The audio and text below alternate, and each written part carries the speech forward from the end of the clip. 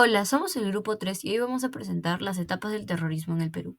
En 1980, en las elecciones presidenciales, hubo un atentado a las ánforas electorales de Chuchi y Ayacucho.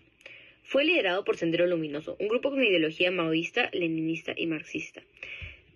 Su líder, Abimael Guzmán, o el camarada Gonzalo, creía en la destrucción del sistema político actual para establecer una nueva república.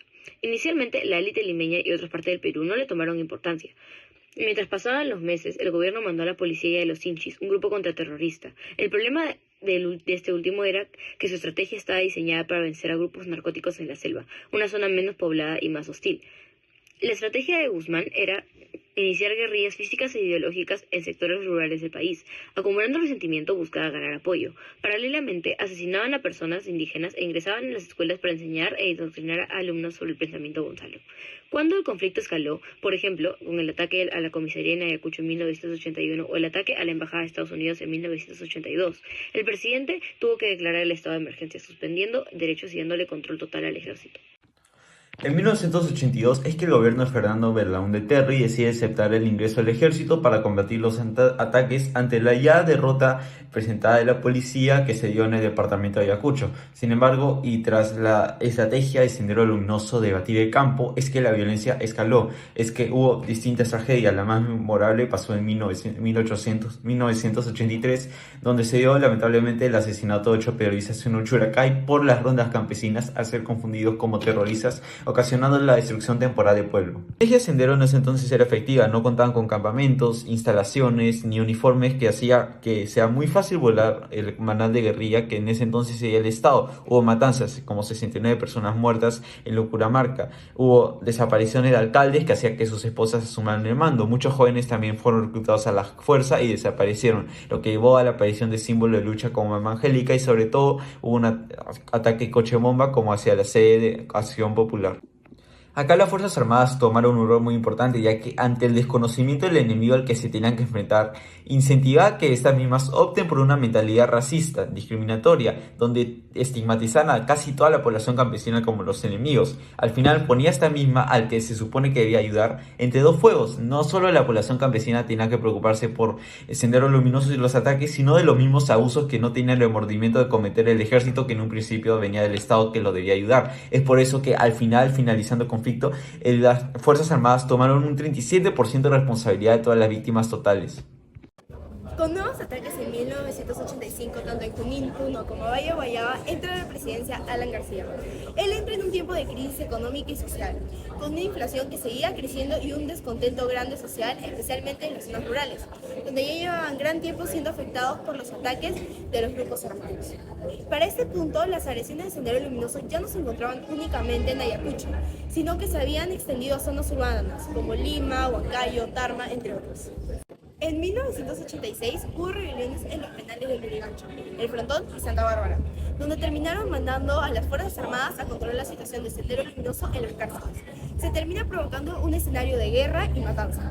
Asimismo, Alan García crea la Comisión de la Paz, con el único objetivo de abordar la violencia mediante el diálogo. Sin embargo, los ataques continuaron, como el ataque a un bus del ejército a Sendero Luminoso.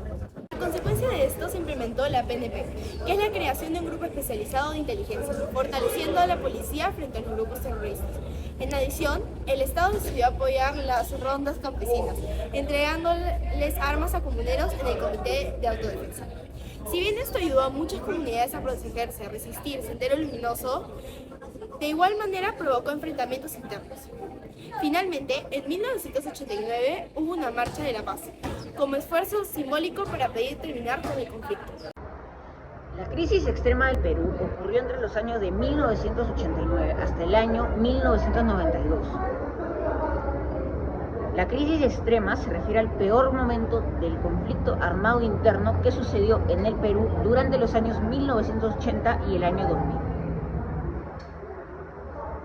Este periodo se caracterizó por la extrema violencia de la lucha subversiva iniciada por los grupos terroristas de Sendero Luminoso y el Movimiento Revolucionario Tupac Amaru. Específicamente en la crisis extrema se da la respuesta contundente del Estado peruano para combatir tanto a Sendero Luminoso como al MRTA o Movimiento Revolucionario Tupac Amaru. Esto es respondido con aún más violencia de parte del MRTA, Movimiento Revolucionario Tupac Amaru, y Sendero Lamentablemente, la población, como siempre pasa en estos casos, termina sufriendo las consecuencias.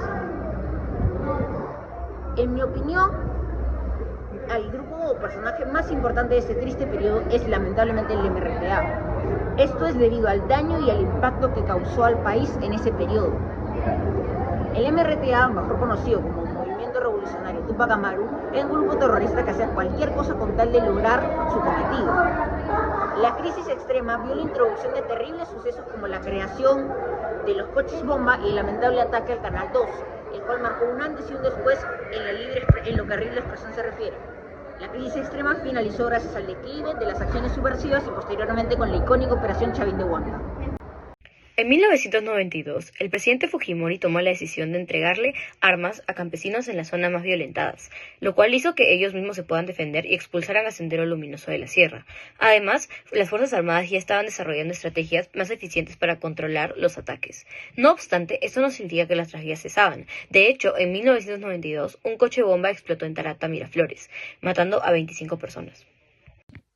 Acá el GI, el Grupo de Inteligencia de la Policía Nacional, jugó un rol muy importante y clave en la captura de Abimael Guzmán. Fue el 12 de septiembre de 1992, donde tras meses de seguimiento y observación de pistas como medicina, basura y la luz prendida a inusuales horas de la madrugada, es que los agentes lo encontraron en la casa de Maritza Garrido Leca en Surquillo. Sin un solo disparo, fueron capaces de capturar a Guzmán, a su esposa y a Elena Parraguirre. Ya después, el 24 de septiembre, fue que Guzmán fue mostrado ante el país enjaulado y con traje de rayas, prácticamente humillado, condenado a cadena perpetua en la base naval de Callao. Luego de la captura, Sendero Luminoso cayó de manera rápida.